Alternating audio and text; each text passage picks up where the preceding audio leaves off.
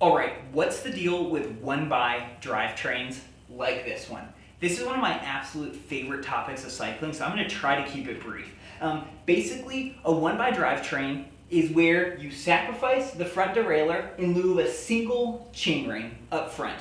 So this has been popular in non-triathlon for years. Mountain biking, gravel riding, even road riding has all adopted kind of one-by more than triathlon. However, since I joined the sport of triathlon about 3-4 years ago, I have been exclusively a one-by rider.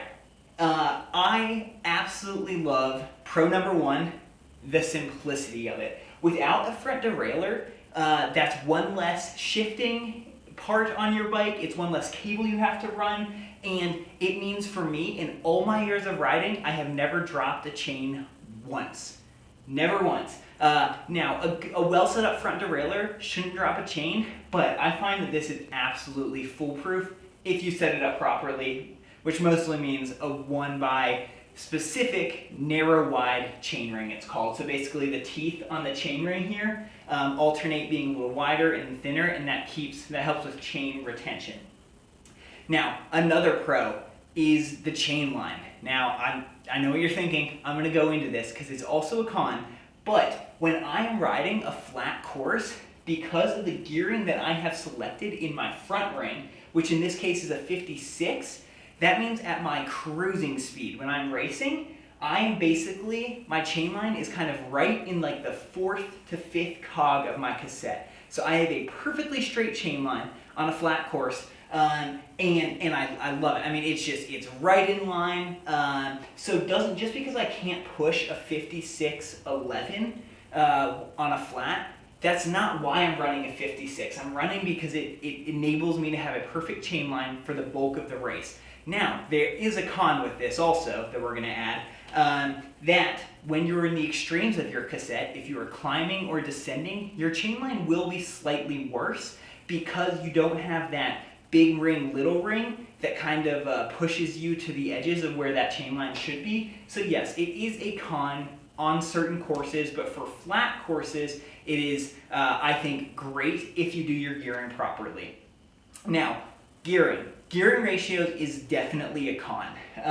Instead of having 22 gears, not all of them, would be unique in a normal 22 gear setup. I only have 11 gears. That means there are bigger jumps between my gears. So as I climb up my cassette, when I jump, say, from my 17-tooth cog to my 19-tooth cog, that is a bigger jump than a lot of people are comfortable making. Now, I don't see this as a con personally because I have always been riding one-by. So I don't even know what it's like to have close jumps in my cogs. When you're used to it, you're just kind of used to it. It doesn't become a big deal. I don't even think about it when I'm riding. But there are bigger jumps, and you might have a harder time finding your proper cadence when you're riding a one-by setup. Now, the kind of big and maybe also little perks of one-by, aero gains and weight. Now, aero is a little bit untested here. There have been some companies that have tested their bikes in a one-by setup and have seen minimal and sometimes even zero gains, but it's hard to imagine that there's not at least a little gain without having a big brick sticking out right here on the bike, right? There are also some bikes that are essentially designed around one-by, like the Tri-Rig. So having this little plate that goes there, I mean, basically it's perfectly seamless to run it in a one-by setup.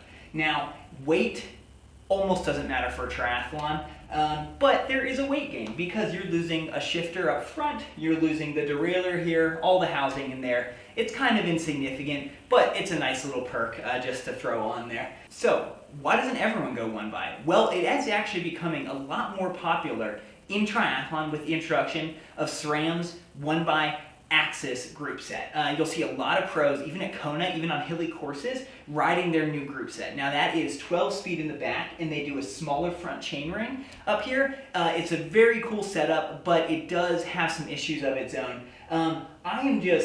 I love one-by because it's simple. I'm running a mechanical group set here. Summer's bike is currently set up with the Di2 one-by group set.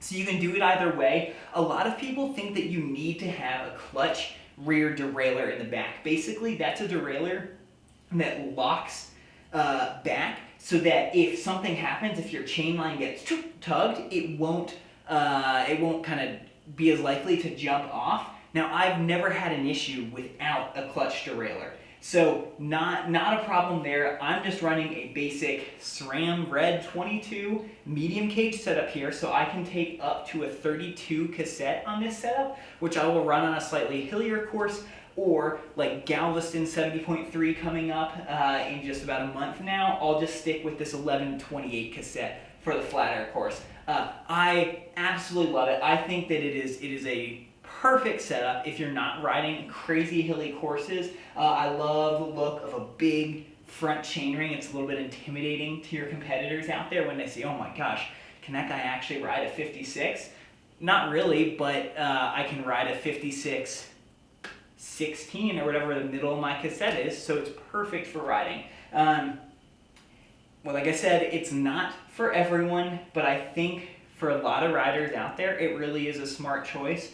And I think it just creates a beautiful bike setup like we have here. So if you have any questions, I would be happy to answer them or give recommendations. I've run quite a bit of one-by setups, and I love tinkering, so always happy to answer. Love how this setup looks on my Omni, and can't wait to get racing again on it this year.